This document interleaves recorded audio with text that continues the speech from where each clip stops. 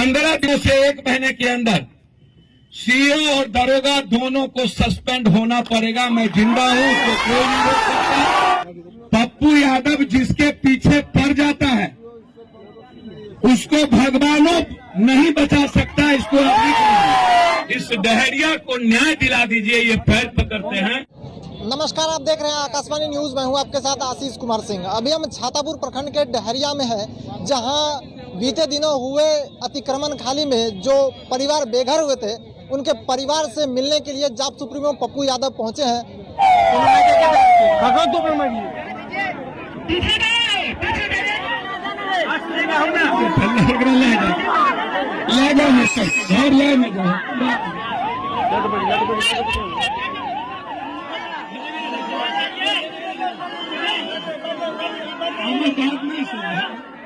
पानी दटाती लगी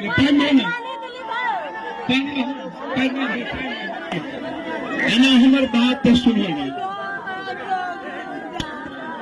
हमार बात सुनिए चाची। हमारे ना हम 11 बजे से पहले खुला से ले ताकि हम सीएम से बात करवे तो करो बात। न्याय चाहते हैं ना सभी लोग, जोर से बोलिएगा, न्याय चाहते हैं ना। और सरकार जो घर तोड़ा है, इस पूरे परिवार के घर को बनाने में सरकार पैसा दे।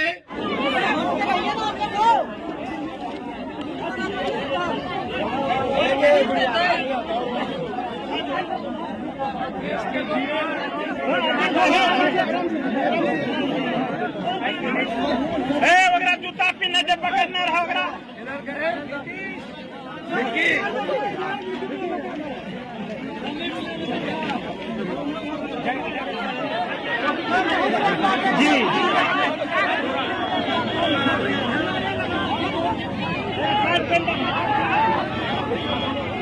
आइए सुनवाते हैं आपको पप्पू यादव को।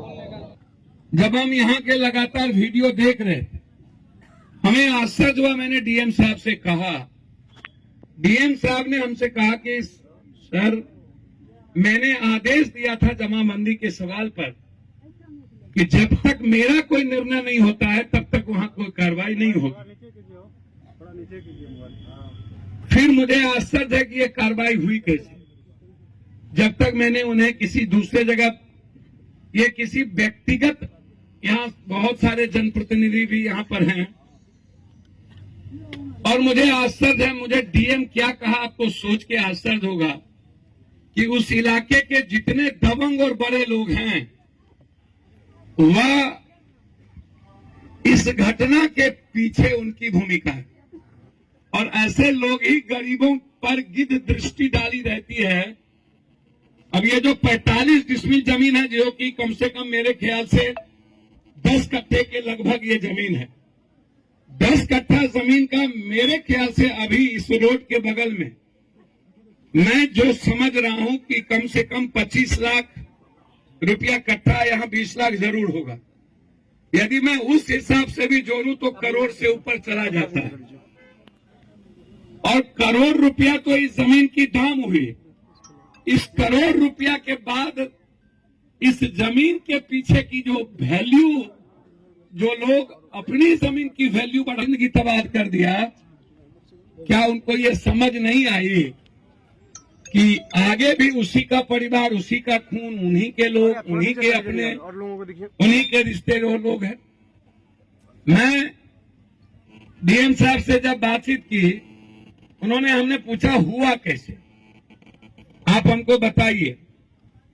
फिर मैंने एसडीओ से बातचीत की, भाई सीओ साहब, और भी 10 जगह ऐसे जगह हैं जहां पर आपको आदेश आया हुआ है, 10 जगह का, 10 जगह कि आपको वहां पर गलत तरीके से लोग बसे हैं, वहां आपको फोर्स लेकर के उनको समझाना है, और नई जमीन दे करके आपको पहले बसा करके फिर आपको वहां पर कार्रवाई करनी है। 10 जगह आप कार्रवाई नहीं किए। यहां इतनी कौन सी जरूरी थी? क्या चाइना और वियतनाम की लड़ाई हो रही थी? क्या पाकिस्तान और हिंदुस्तान का युद्ध हो रहा था? क्या रूस और यूक्रेन का युद्ध हो रहा था?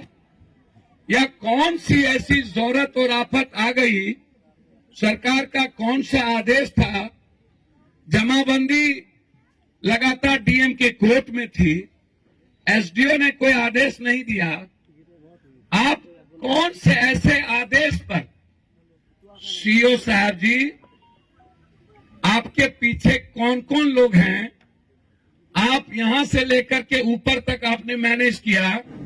हम जब आश्चर्य करते हैं कि ये घटना के पीछे में क्या भूमिका है, मैं आपको बताऊं। कितने पैसे के डील हुए, देखिए, अतिक्रमण अभिलेख बात संख्या अवलोकन 6/22/23 खोला गया। विक्षुब्ध लोगों के द्वारा आरोप लगाया गया कि आपके द्वारा अतिक्रमण खाली एक पक्षीय किया गया, साथ ही जो 3 परिवार के लोगों को अतिक्रमण और 50 लगभग कदमलाल यादव को छोड़कर सभी का आवासीय मकान था, जो अतिक्रमण हटाना विधि व्यवस्था के दृष्टिकोण से सही नहीं था।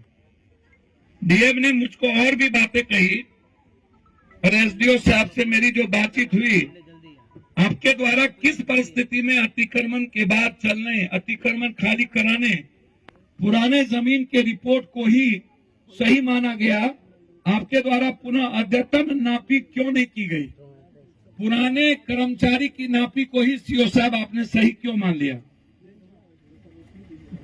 चौथी चीज, आपके द्वारा अतिक्रमण में आवासीय घर हटाने के पूर्व दंडाधिकारी एवं पुलिस बल मांग करने के समय वरीय पदाधिकारी को परिवार की संख्या एवं पुनर्वास संबंधी बात क्यों नहीं आपने मौखिक लिखित रूप से क्यों नहीं प्राप्त की।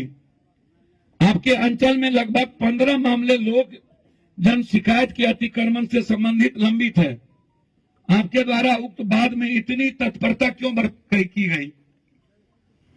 अपर समाहर्ता सुपौल के द्वारा जमाबंदी रद्द की सूचना अतिक्रमणकारियों को क्यों नहीं दिया गया। जब डीएम ने आदेश रद्द किया था, फिर सुपौल के एडीएम और सीओ की मिलीभगत, थाना प्रभारी,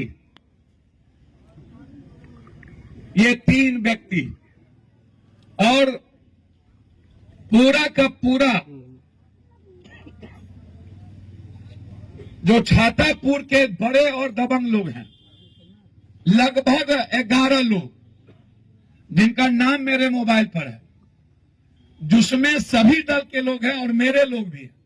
क्या उन्हें नहीं लगा कि जो समाज में गरीब लोग हैं हमारा ही खून है, और जो जमीन पर हम आज करने जा रहे हैं वो किसी व्यक्तिगत जमीन नहीं है, वो सरकार की जमीन है। और सरकार की जमीन के पहले बरसात में और आम आदमी जब लगातार कोर्ट में न्यायालय बात संख्या लंबित है और उसमें कलेक्टर का आदेश पारित है, फिर इतनी जल्दीबाजी एडीएम सीओ कोई अयोध्या की मंदिर और मस्जिद का सवाल या किसी बड़े ताजमहल या किसी हिंदुस्तान की चढ़ाई का सवाल कोई, या डहरिया पंचायत का यह जगह तो था नहीं, लेकिन जिस तरीके से दबंग लोगों ने प्रभावित किया है, देखिए मैं इस परिवार के को 20-20 हजार तत्काल शुरू करने के लिए मदद मैं कर तो रहा हूं, लेकिन 15 दिनों से 1 महीने के अंदर सीओ और दरोगा दोनों को सस्पेंड होना पड़ेगा। मैं जिंदा हूं तो कोई नहीं रोक सकता, आप याद रखिएगा। और ये सीओ साहब बड़ी गलतफहमी में है, सबको ये मोदी जी, नीतीश जी और जी ही समझते हैं। पप्पू यादव जिसके पीछे पड़ जाता है उसको भगवानों नहीं बचा सकता, इसको अभी करेंगे। जहां तक एसडीओ साहब का सवाल है, हो सकता है भून के साथ सत्तू सबके सब मिले होंगे, हवा में नंगे होंगे, हड्डाल पर उल्लू बैठा अंजामे गुलिस्ता क्या होगा। लेकिन बाद में जो घटना घटित हुई और 3 दिनों तक और कोशिश हुई कि इसको देखिए अब आप रोपिएगा बबूल, खाइएगा खजूर। जब आप रोपे ही हैं बिहार और देश में ऐसी चीजें, तो आप कहां से लाइएगा न्याय?